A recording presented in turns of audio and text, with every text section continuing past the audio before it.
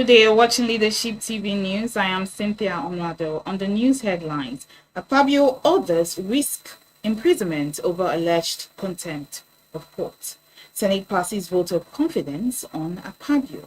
Trump escalates trade wars with EU, threatens 200% tariff on alcohol. Tinubu begged me to work with him, El-Rufai.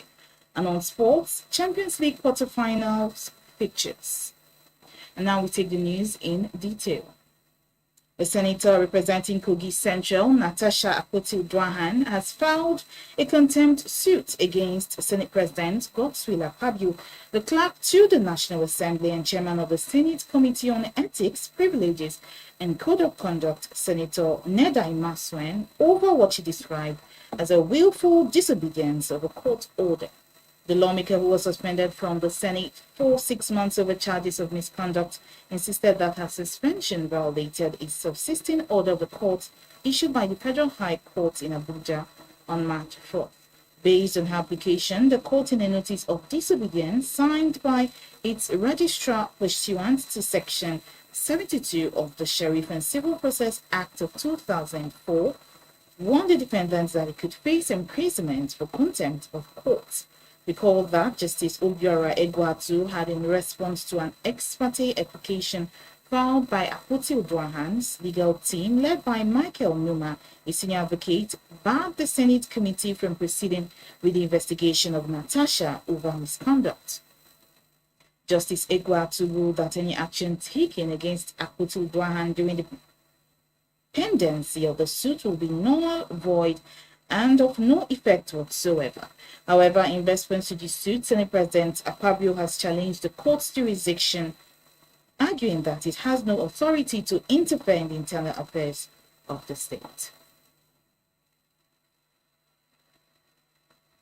And still in the news, 48 hours after suspended Kogi Central Senator Natasha Akpoti-Uduaghan addressed the Inter Parliamentary Union IPU in New York, United States, the Senate on Thursday overwhelmingly passed vote of confidence on the Senate President Godswill Akpabio.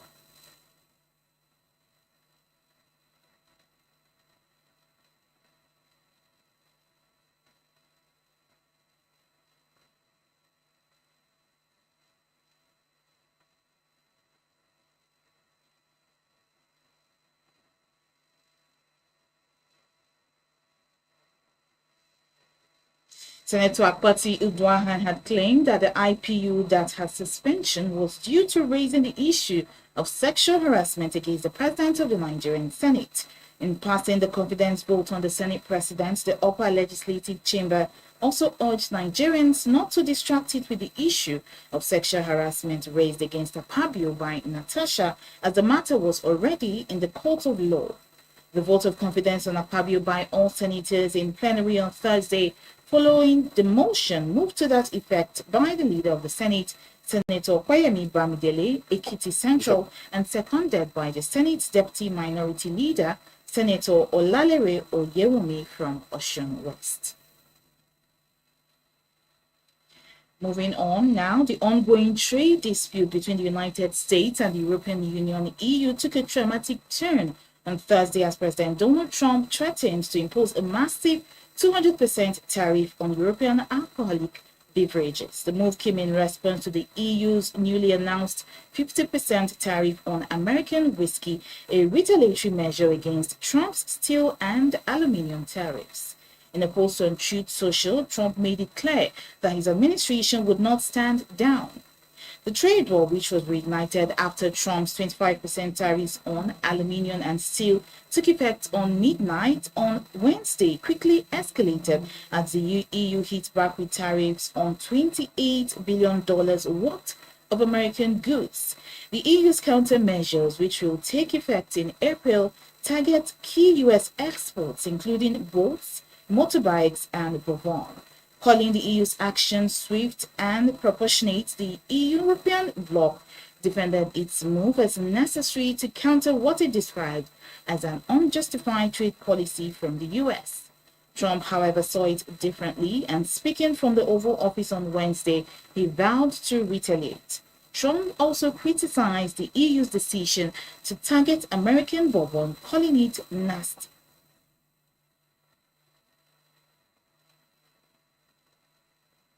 And now the former Kaduna State Governor Malam Nasir El-Rufai has said he never sought a ministerial position in the government of President Bola Tinubu, although he attended a ministerial screening because the president personally urged him to join his administration.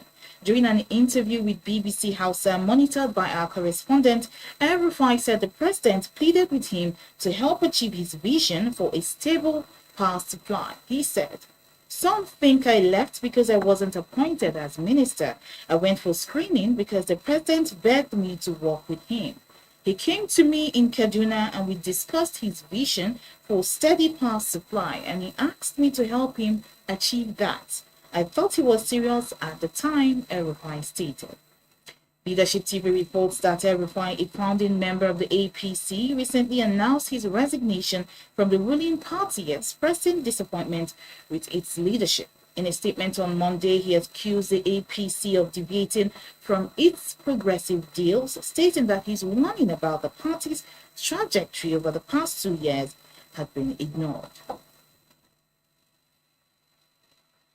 Finally, now on sports news, the UEFA Champions League has reached its quarter-final stage with 8 allied teams set to vie for a coveted spot in the semi-finals. The matchups promise thrilling encounters showcasing Europe's finest football talents. The quarter-final ties include Arsenal versus Real Madrid, Paris Saint-Germain versus Aston Villa, Barcelona versus Borussia Dortmund, and Bayern Munich versus Inter Milan. The first leg matches are slated for April 8 and 9, with return legs on April 15 and 16, 2025. The semi-finals are scheduled for April 29 to 30th and May 6 to 7th, while the grand finale is set for May 31st, 2025 at Munich's Allianz Arena. Well, that's all the news we have for you on Leadership TV. For more of our news stories, you can log on to our website, www.leadership.ng. Thanks for watching. Get ready for the Leadership Awards and Conference 2024. Join us as we celebrate excellence across various fields, honoring those who've made remarkable impacts. Award categories include Person of the Year, Quinquennial Award for Governance and Infrastructure, Governors of the Year, Business Person of the Year, and many more. Stay updated by following us on social media and visiting our website, leadership.ng. For sponsorship and inquiries, contact us today. Leadership Award and Conference 2024, celebrating excellence, inspiring the future. Thank you for watching. For sponsorship and advert placements, please contact 080-3688-6158.